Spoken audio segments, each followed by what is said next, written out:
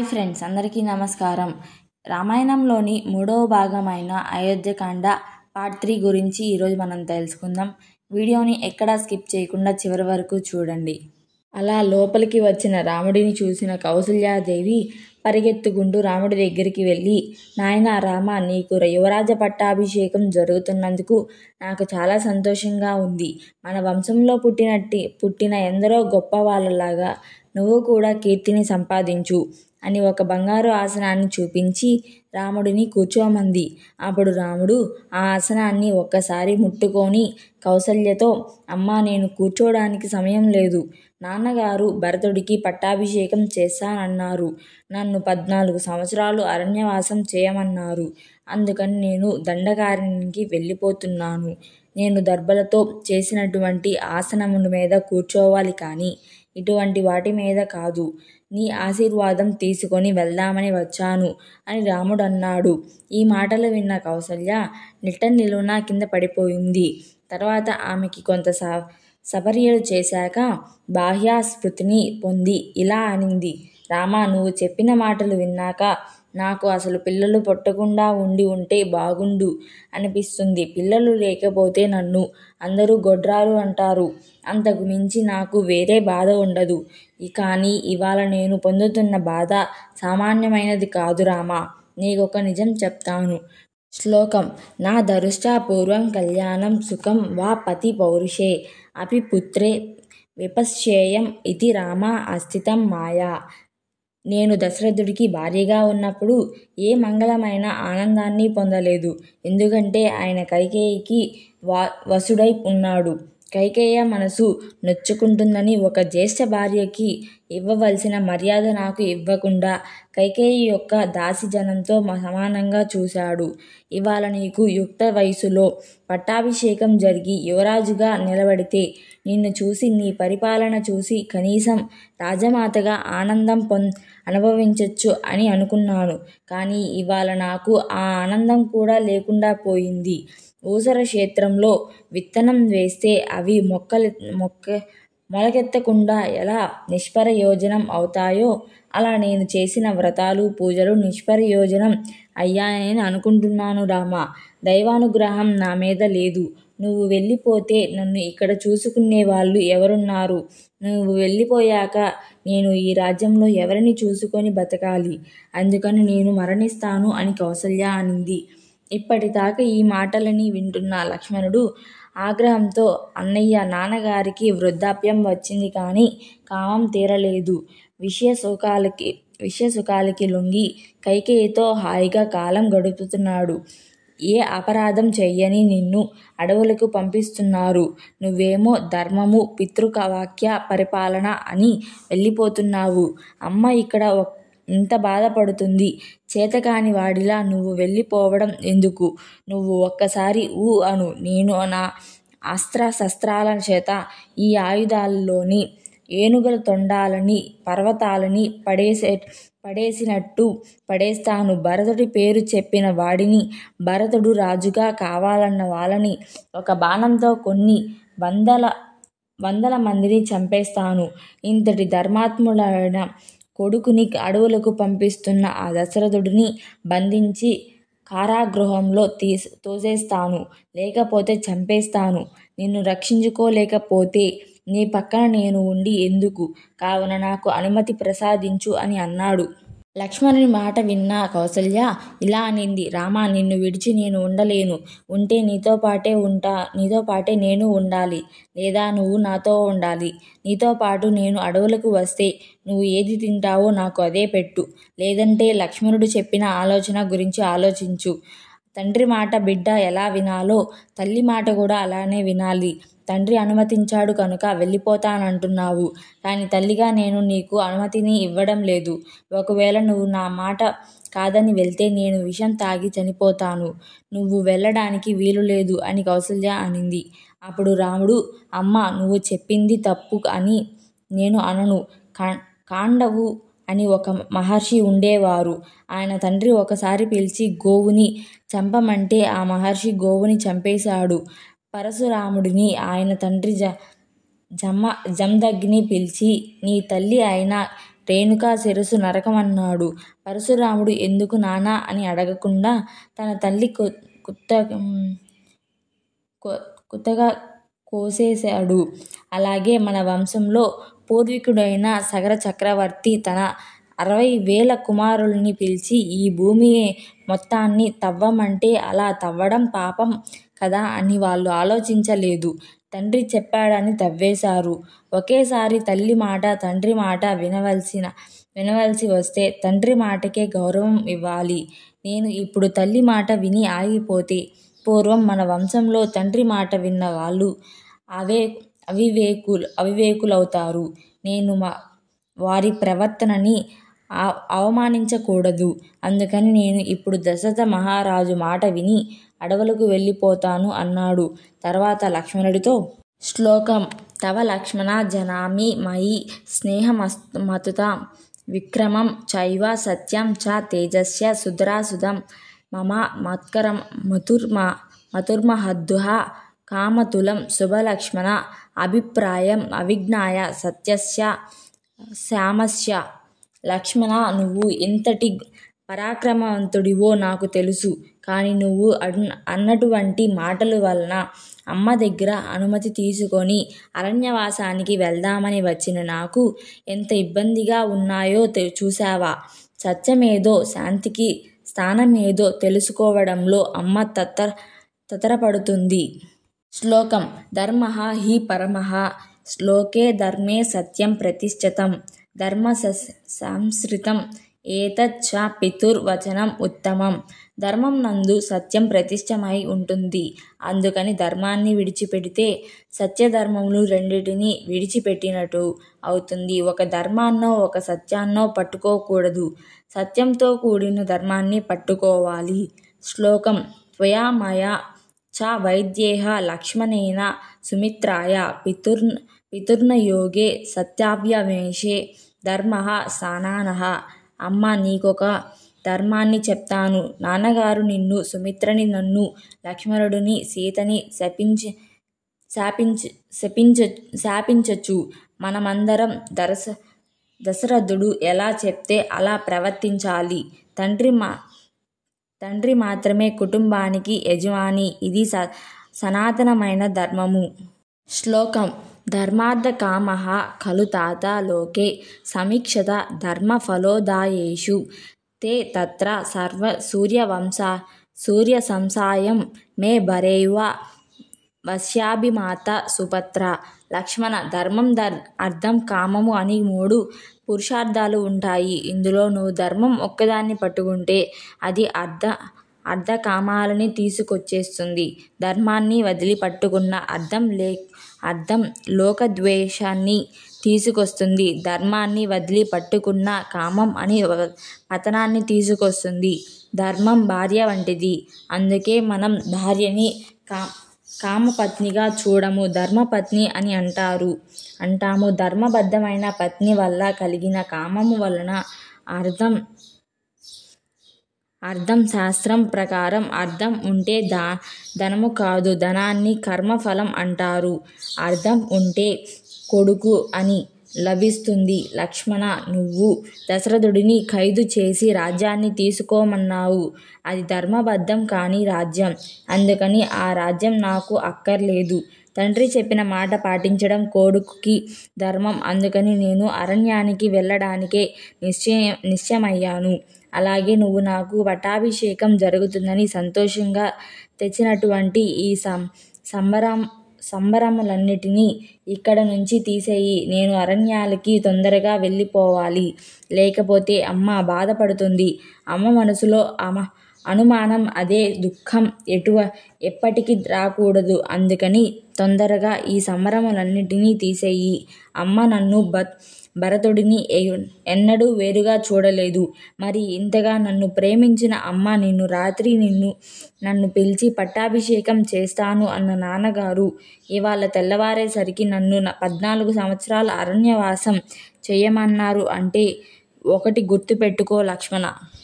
సుఖ దుఃఖే భయ క్రోధౌ లాభ అలభౌ భవ అభవౌ యస్య కించిత తథా భూతం నను దైవస్య కర్మతాత్ సుఖం అవని దుఃఖం అవని శుభం అవని అశుభం అవని వెనుక నుండి శపించేవాడు ఆ దైవం. ఆ దైవాన్ని తిరస్కరించి నువ్వు ఏమీ చేయలేవు. ఒక మంచి పని చేద్దామని అనుకుంటే దానికొక ప్రతిబంధకం రావడం కూడా దైవం చేసిన పనే అని రాముడు అన్నాడు. రాముడు చెప్తున్న మాటలు వింటున్న లక్ష్మణుడు ఆ ధనసుని గట్టిగా పట్టుకొని నలుపుతూ పళ్ళు కొరుకుతూ పాదాలు అసహనంగా కదుపుతూ రాముడితో ఇలా అన్నాడు. నీకే చెల్లింది అన్నయ్య ఈ చేతగాని మాటలు మాట్లాడడం. అంతా వృద్ధుడైన దశరథుడికి యవ్వనంలో ఉన్న కైకేయి పొందు కావాల్సి వచ్చిందా? ఇన్నాళ్ళు వరాలు జ్ఞాపకం లేవా కైకెమ్మకి? రాత్రి నిన్ను పిలిచి పట్టాభిషేకం అన్నాడు. రాత్రికి రాత్రే కైకేయికి 2 వరాలు ఇచ్చి సత్యధర్మాలకి కట్టుబడి నిన్ను అరణ్యాలకి పొమ్మంటాడు. భరతుడికి రాజ్యం ఇస్తాడు. తండ్రి మాట నిలబెట్టడం ధర్మమని నువ్వు అరణ్యాలకి వెళ్తానంటావు. ఇంత ధనుర్విద్య నేర్చుకున్న నువ్వు దుంపలు తింటూ తేనె తాగుతూ అడవుల్లో తిరుగుతావు. ఇదంతా దైవం చేసిందంట అంటున్నావు కదా. ఆ దైవాన్ని ఒకసారి కనబడమను. నా ధనుసుకి బాణాలని సంధించి మొదట దశరథుడి తల తరువాత కైకేయి తల పడగొడతాను. నిన్ను తీసుకెళ్ళి సింహాసనం మీద కూర్చోపెడతాను. అప్పుడు కూడా నన్ను ఆ దైవం నిగ్రహించగలిగితే దైవం ఉందని ఒప్పుకుంటాను. దైవమో లక్ష్మణుడో నెగ్గాలి. నువ్వు చెప్పిన మాటలు నాకు ఎంత మాత్రమూ నచ్చలేదు. నువ్వు అనుమతిని ఇవ్వు. దశరథుడి మీద యుద్ధం ప్రకటిస్తాను అన్నాడు. అప్పుడు రాముడు, లక్ష్మణ నువ్వు మళ్ళీ పొరబడుతున్నావు. ఇదంతా చేస్తున్నది ఆ దైవమే. నేను అనుమతించిన నాడు కదా నువ్వు బాణం వెయ్యడం. దశరథ మహారాజు గారిని ఇచ్చిన మాట మీద నిలబెట్టడం కోసం అరణ్యాలకి వెళ్ళడం మినహా నాకు వేరొక మార్గం లేదు అని లక్ష్మణుడితో అని అడవులకు వెళ్తున్న తనని ఆశీర్వదించమని కౌసల్యతో అన్నాడు. సరే అలాగే వెళ్ళు. కానీ నా కన్నీళ్ళని దశరథుడు తుడుస్తాడన్న నమ్మకం లేదు. అందుకని నన్ను నీతో పాటే తీసుకెళ్ళు. లేదా నేను ఇక్కడే విషం తాగి మరణిస్తాను. ఈ రెండిటిలో ఏది చేయమంటావో చెప్పి బయలుదేరు అని కౌసల్య రాముడితో అనింది. శ్లోకం భరతుః కీల పరిత్యాగో నృశంసః కేవలం స్త్రియః స భవత్యా న కర్తవ్యో మానసా అపి విగ్రహితః.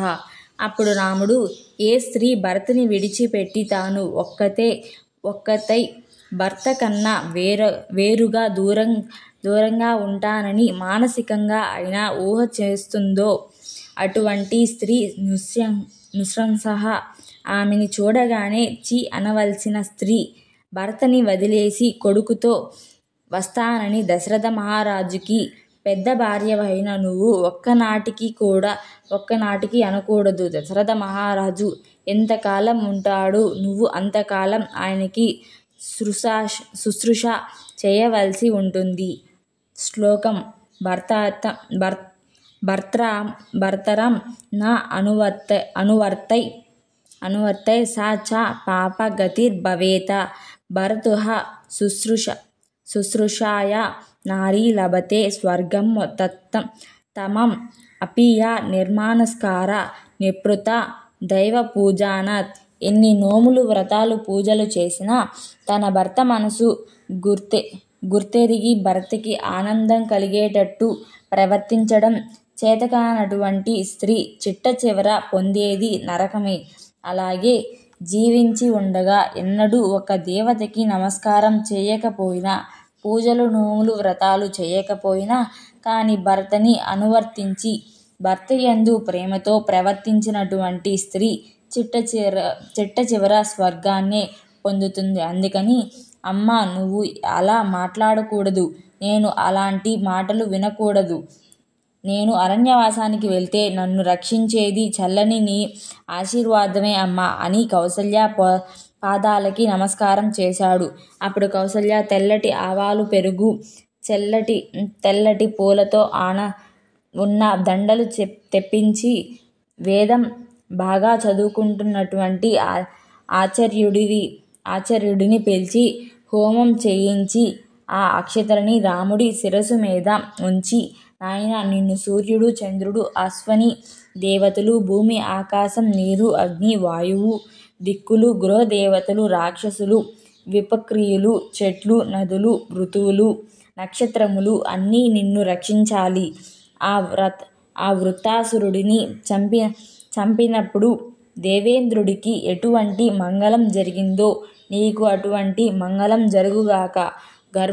గరుత్మంతుడు అమృతాన్ని అపహరించి తెచ్చినప్పుడు ఎటువంటి మంగళం జరిగిందో నీకు అటువంటి మంగళం జరుగుగాక.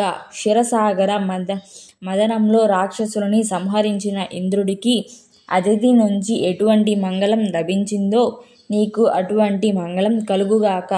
పాదముల చేత ఈ లోకములన్నిటినీ కొలిచిన ఆ త్రివిక్రమావతారానికి ఎటువంటి మంగళం లభించిందో అటువంటి మంగళం నీకు లభించుగాక అని ఆశీర్వదించింది. కౌసల్య దగ్గర ఆశీస్సులు తీసుకున్నాక రాముడు సీతమ్మ దగ్గరికి బయలుదేరాడు.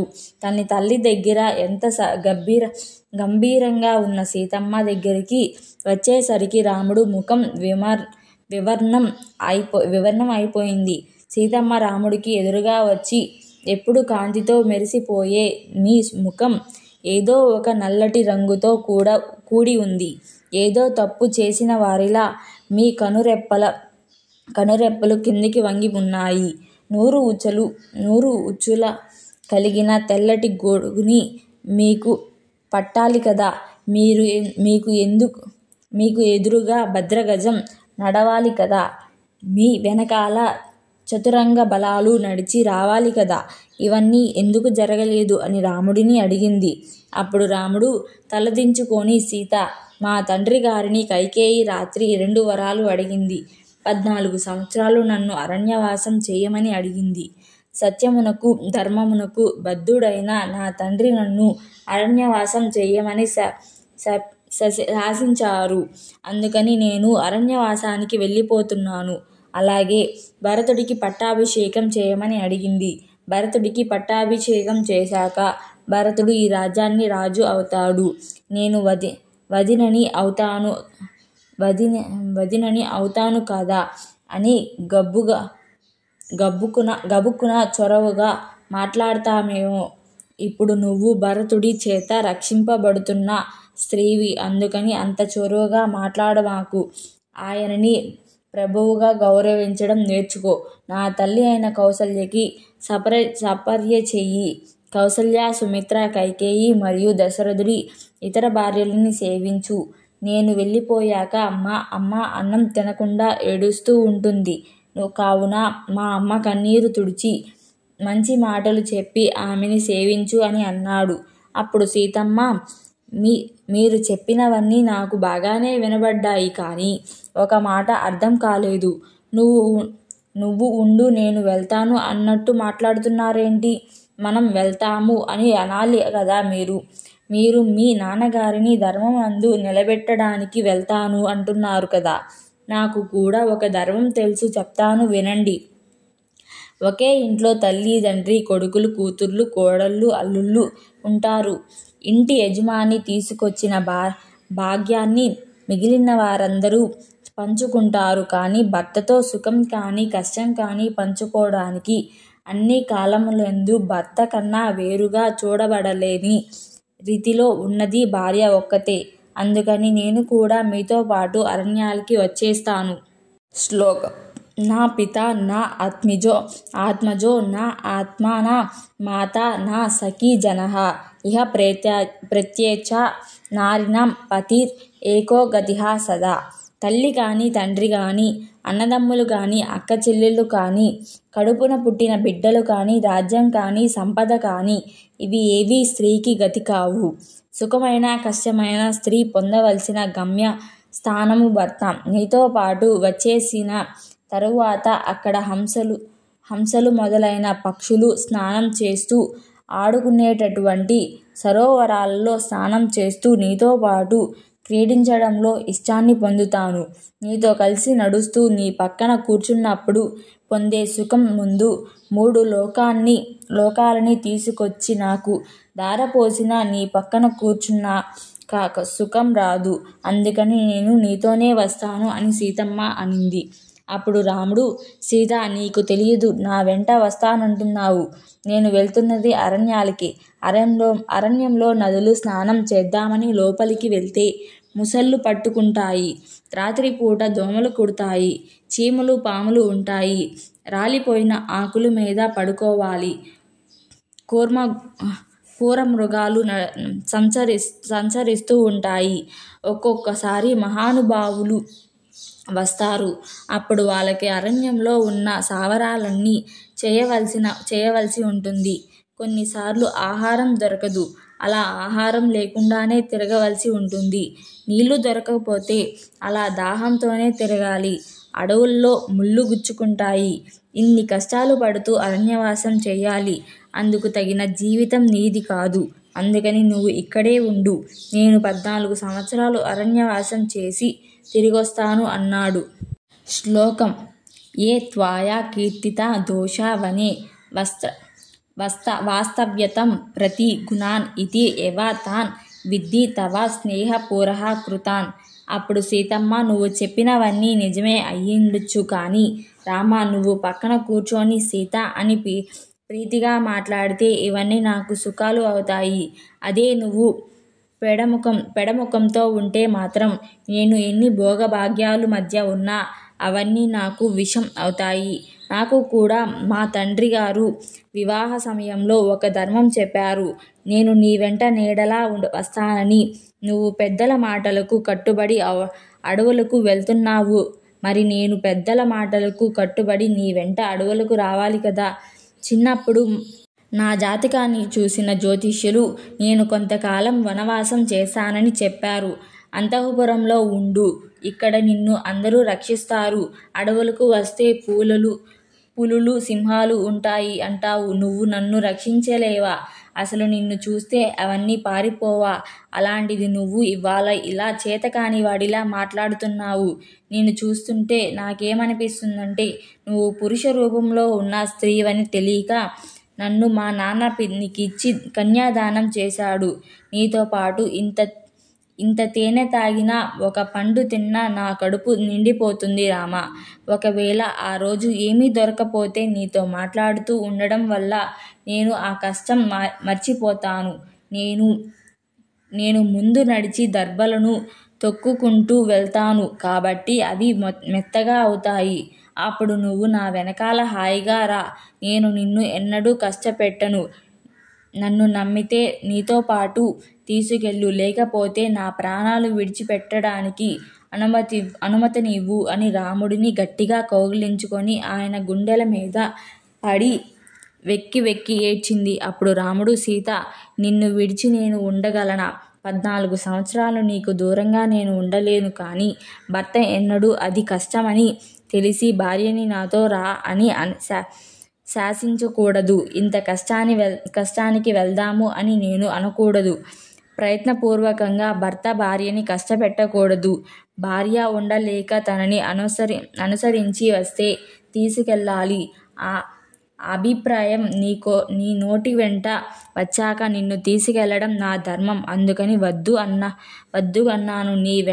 నీ వంటి భార్యని పొంది నేను అదృష్టవంతుడనయ్యాను కనుక నువ్వు ఇక్కడున్నటువంటి వాటన్నిటినీ దానం చేసేయి అన్నాడు. కోశాధికారుల్ని పిలిచి తన దగ్గరున్న ద్రవ్యాన్ని దానం చేశాడు. తన వస్త్రాలని, ఆభరణములన్నీ వశిష్ఠుడి కుమారుడైన సయుజ్జనుడికి దానం చేశాడు. గోవులని బ్రాహ్మణులకి దానం చేశాడు. అప్పటి వరకు బయటనే ఉన్న లక్ష్మణుడు పరిగెత్తుకుంటూ వచ్చి రాముడి కాళ్ళని గట్టిగా పట్టుకొని, నిన్ను విడిచిపెట్టి ఒక్క క్షణం కూడా నేను బతకలేను అన్నయ్య. ఇంతసేపు సీతమ్మ తల్లినే రావద్దన్నావు. నన్ను రమ్మంటావో వద్దంటావో అని భయం పట్టుకుంది నాకు.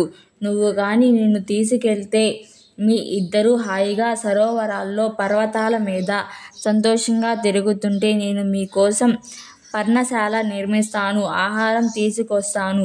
మీ ఇద్దరు అవి తింటూ ఉంటే నాకు పరమ ఆనందంగా ఉంటుంది అన్నాడు.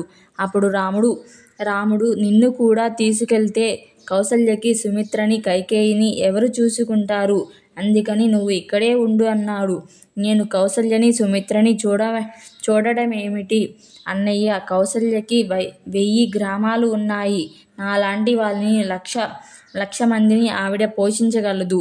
ఇంకా నాకు ఇలాంటి సాకులు చెప్పద్దు. నేను సమాధానం చెప్పలేను. వచ్చేయ్ లక్ష్మణ అని ఒక్క మాట అను, నేను గబగబా వచ్చేస్తాను అన్నాడు లక్ష్మణుడు. నీలాంటి వాడు నాకు తమ్ముడిగా పుట్టడం నా అదృష్టం అని లక్ష్మణుడిని రాముడు వచ్చేయమన్నాడు. ఈ మాట విన్న లక్ష్మణుడు ఎంతో సంతోషపడ్డాడు. తన మిత్రులందరితో సంతోషంగా ఈ వార్త చెప్పి తన వస్తువులని కూడా దానం చేశాడు. అలా సీతారామ లక్ష్మణులు దశరథుడి ఆశీర్వాదం కోసమని ఆయన అంతఃపురానికి బయలుదేరారు. ఇంతటితో అయోధ్యకాండ పార్ట్ 3 ముగిసింది. మరిన్ని వీడియోస్ కావాలంటే జీకేఎస్ పురాణ కథల్ని సబ్స్క్రైబ్ చేసుకోండి.